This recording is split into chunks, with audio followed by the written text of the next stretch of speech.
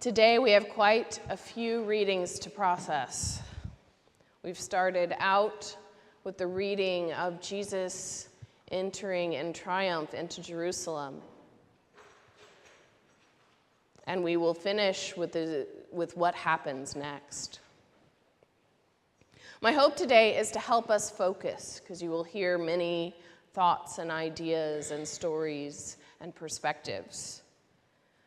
But I will try to keep it simple. Simple is not always bad. When we encounter a mass of ideas and truths and stories, sometimes it is helpful to reorient ourselves, to remind ourselves of the basics. Almost every day, my husband and I get up, we do our stretches and our physical therapy, and then we do morning prayer, and then we go on a walk. We walk all the way down Halsey to Fred Meyer, and then back up Clackamas. And it is consistently, year-round, a gorgeous walk. Every yard has a different tree or bush or ground cover or flower or some other miraculous thing I've never seen before, blooming and being of multiple colors. As someone who grew up in Texas, the idea that you could have things growing and colorful year-round is still a wonder to me. But most days, before the walk, I don't want to go on the walk because I am sad or tired, or I have a pretty long day ahead of me, or I'm allergic to most of the things that are blooming. Lots of reasons not to go. I'm not much of a morning person, so it is a struggle to get me going. And then every time at the very beginning of the walk, before I see the beautiful flowers and the strange and interesting plants that look like Dr. Seuss created them, we walk by a house, and the house has on their door a sign that says, "Joy is resistance." And this is important for me to remember that joy is not a chore. Today, we will hear two stories. We will start with this triumphant and beautiful story that we have mimicked ourselves of love and honor and excitement as Jesus enters the city. Even though those in charge of this city, those with power, those with control, do not think that he deserves this love. Do not think that he deserves the cloaks on the ground and the singing and the honor. They know why he's there. They know that they are trying to get rid of him too. And they are threatened by the love that he receives and by the love that he gives and by the joy he finds even on his way to death.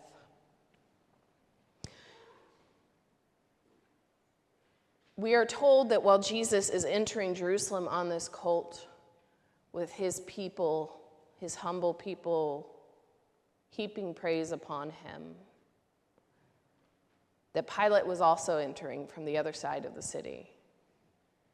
The governor of this area, powerful man, on a huge war horse, receiving his own shouts of praise about how Rome will live forever, Caesar will live forever, they will always have power. And while those people cheer for him, they do so out of fear, out of envy, out of a belief that if they could have that power, they would be safe.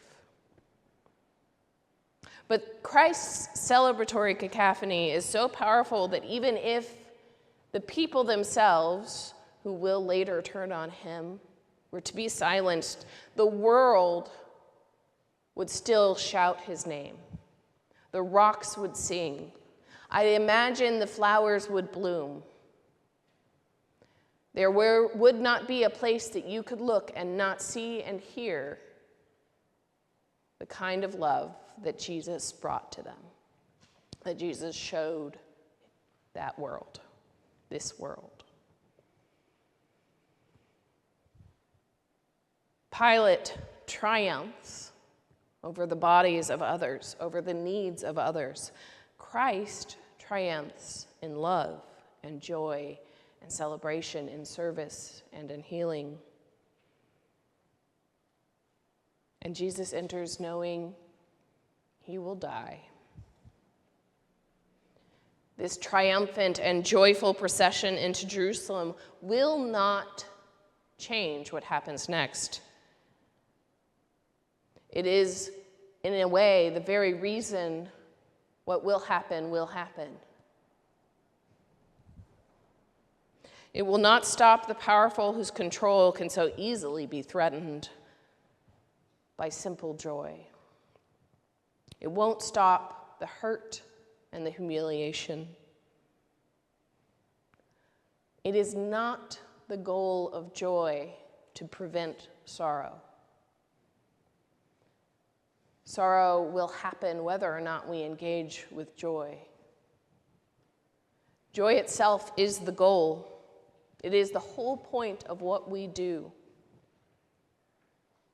And the joy will not stop the sorrow, but it will bear out in the hope that there is more to our lives than death. Often our lives are presented to us as if it is a competition.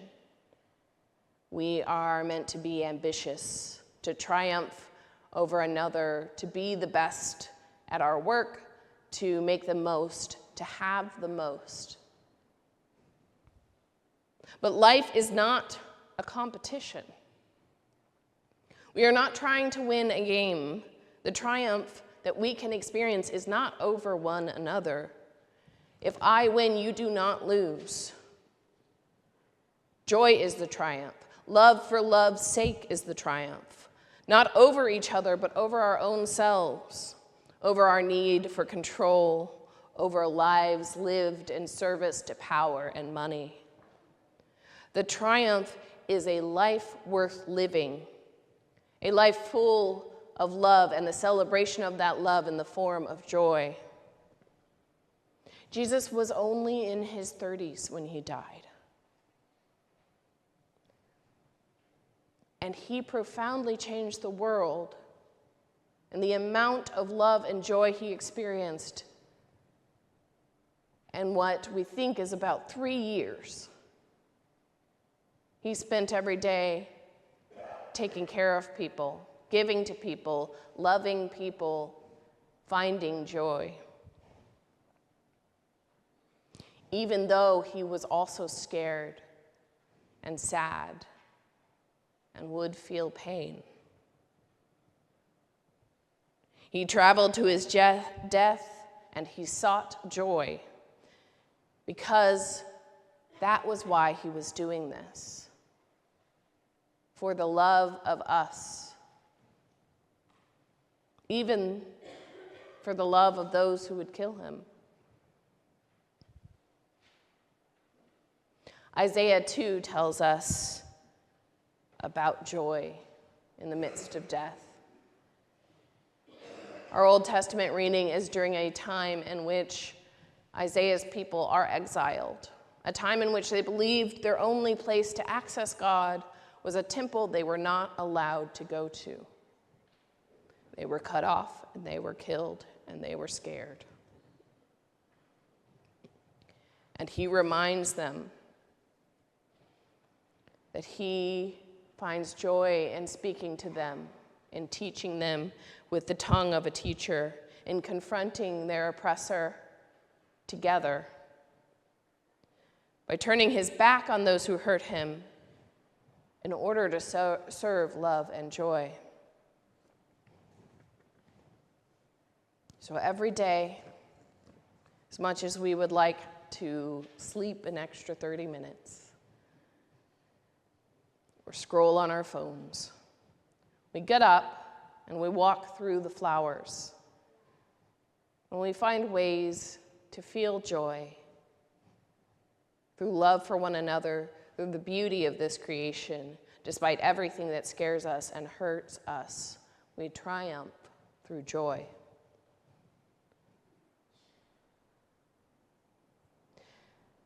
We experience beauty and joy and love no matter the consequences, of which there certainly are.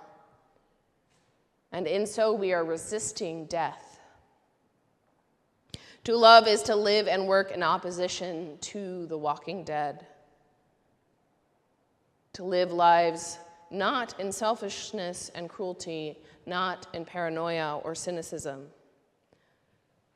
We resist giving in to our fears and lashing out by engaging in joy, by loving and celebrating that love. We stand up to the cruelty and the capriciousness, and we ask, why in the face of banal evil? We say to each other, how can I help in the face of need? And we shout Hosanna, which means, God help me. We recognize the shared fear and work that is in front of us as a community, to get up the next day and keep trying our best, not to do it all, but to do what we can and to find joy in that. That is what we believe, that we are resurrected every day like Christ from our sadness and pain and death, that joy and love will save us, and that joy is resistance. And every day we must resist together. Amen.